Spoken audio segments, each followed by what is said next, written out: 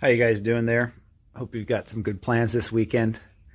All right, I'm going to show you how to avoid childcare responsibilities, put a power brake booster on your CJ7. Yeah, we're definitely not just avoiding childcare duties here. The kit you ordered should have been in your garage for at least 6 months. That way, if any parts are missing, you're not able to contact the vendor and convince them that they missed them in the shipment. This is a pretty essential step. I'd also recommend that you take it out of the box and loosely hide the parts around the garage. That way it takes you about a half an hour to find what you bought. But then go ahead and put it on a bench. That way you can admire it and procrastinate some more. You may have noticed there were no directions included with that kit. That's just par for the course. I think that vendor knew that even if they included directions, we just throw them out or wipe our ass with them. So to get started, I'm just going to disconnect these brake fittings and get this master cylinder off. That way we're past the point of no return and I've got to put the new parts on. At that point, if adapters are needed or things need to be moved, we'll figure that out once we get the main parts in there. I'll go ahead and learn on you here for a second. So brake booster hose is always 11/32. That's the size of that barb fitting there. As far as connection on the manifold, if you can't find that, 3/8 will work. But as you may have personal experience with, you want the fit to be a little tight, not a little bit loose. So rather than using 3/8 hose and it being a little bit loose here, you need to use the 11/32 hose, which is the correct size for this. And if you can't find a barb fitting to fit your manifold, just use 3/8. That way it's just a little bit tight. Again, a little tight's better than a little loose. So that's where we'll put the 3/8 barb fitting. Again, a little tight's the goal here. You can double check with your other friends, ask them what's preferred. They'll tell you a little tight's better than a little loose. Now's a good time to paint the master cylinder. Otherwise it's going to look like that about 9 minutes after you install it, and then there'll be no way of telling how long it's been on the truck. I've got the master cylinder in the Easy Bake Oven. This is to cure the paint, try to get it to kick harder, and that will reduce the chance that the paint will lift off and mar as we do the installation. You can see I've got the old master cylinder out. Carved that little canoe out of an old water jug just to try to catch some of the fluid. Don't know how clearly you can see it, but there's a total of 4 bolts there, 2 top, 2 bottom, and that's where this will be mounted, and then the brake booster will hang off the end of that mount, and then so I don't know, the thing's going to come out to something like here. So that'll be kind of interesting. These lines will need to get pulled forward, and I think we've got, with that coil on each one and the ability to bend them forward, I think we've got enough room. Before I make a final connection, I'm going to crawl underneath there and double check which one of these is the front and the rear. I think there'll be a front distribution block that will just split the line, and there'll be a rear residual valve block. I don't think there's a proportioning valve block on this system. I think it's built into the master cylinder. All right, going to keep working. Before you install this, you're going to want to adjust the length of that push rod to try to get it to be similar to what you have on the master cylinder that came off. That way you've got a closer starting point for the pedal height. You'll have a little bit less four-handed adjustment to do once that's on the car. Now is also a good time to decide if you want to add some nylon washers or additional washers to the pins that they include in the kit. I'm sure what they've included will work okay, but I would be a little bit more comfortable with a couple more washers on each end and a nylon washer in there to take up the gap, prevent it from binding and caulking and messing that fit up so much. I've added some nylon washers on the outside of the clevis between the mechanism plates. I also added another washer to the outside of the hitch pin on both of these clevises. That's going to help this operate more smoothly and with less noise. I'd recommend the improvement. It's a total of $1 in hardware. I'm not sure why the manufacturer didn't include that, but that's okay. We can do that on their behalf. Little problem on the kit. The brake pedal pin, OD, is too small. This ID is too big, so that bushing's not the right size. So I went to the hardware store and I got this bronze bushing. I'm going to check the ID of the bronze bushing, see if that's tighter on the brake pedal pin, and then I'll need to open up this clevis ID a little bit because the OD of that bushing. Now, if you're able to understand all of that, you're halfway to having a degree in engineering.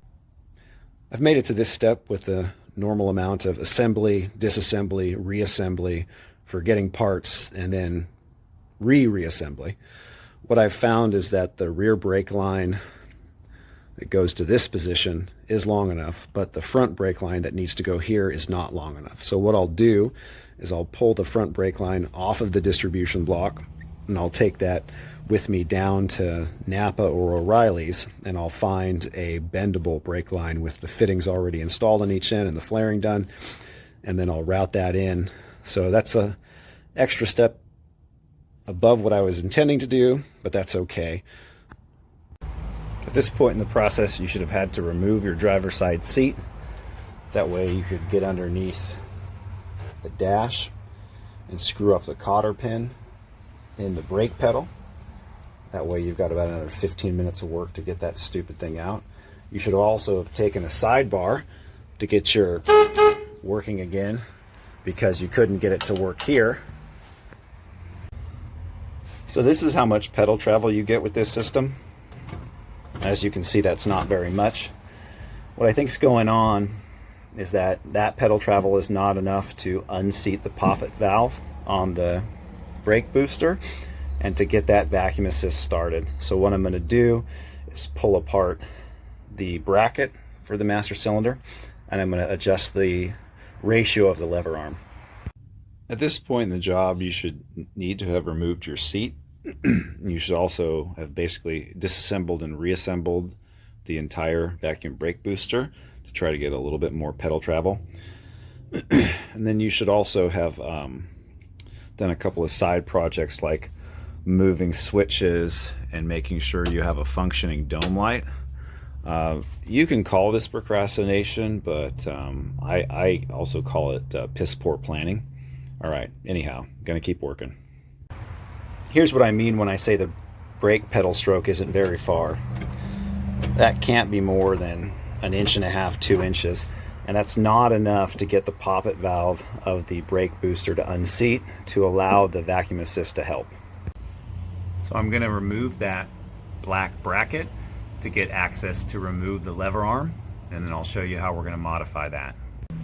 Alright, I've shortened this so that there has to be a little more vacuum booster stroke before it encounters the master cylinder. I think I'm still within the range. The way I did that is I pulled the adjusting nut off there. I don't think this thing will back out even with vibration. And I took the pedal arm off. What I'll do to get a little bit more pedal travel so I can have a little bit better control of the brake pressure is I'll move this up. And looking at this as it comes through the old master cylinder hole, this was a little bit low, so I don't think we'll have a problem moving it up. I've left this clevis on so that I know how close I can get. I'm going to make sure that there's some meat between these two holes, otherwise, you know, you'll just fall into the next hole. As far as meat goes, I'm thinking the diameter of the pin is adequate. All right, so buckle up, let me make these changes, then I'll reassemble the son of a bitch and try to convince you and myself that the changes were beneficial. All right, that's the hole I've added. So that will reduce the sensitivity of the brake pedal by reducing the lever advantage between the two holes. So let me put this back together. Depending on your intelligence level, you may or may not have to remove the brake pedal to drill out a bunged up cotter pin. Since I had the pedal out, I went to the hardware store and double checked that bushing size. So I had to hog this out a little bit more, but this thicker bushing took up the gap. Also needed to clean the pin up a little bit, but you know, that's par for the course. All right, let's get this thing back together. As I wrap up installation of the cotter pin, after adjusting the brake pedal height, I'm reminded of the NASA saying, "There's no problem so bad you can't make it worse." I bunged up the cotter pin that was in there, couldn't get it out, had to pull the pin for the pedals, slide the pedal out, drill it out. That took a total of about 4 hours. So I'll say it again, there's no problem so bad you can't make it worse.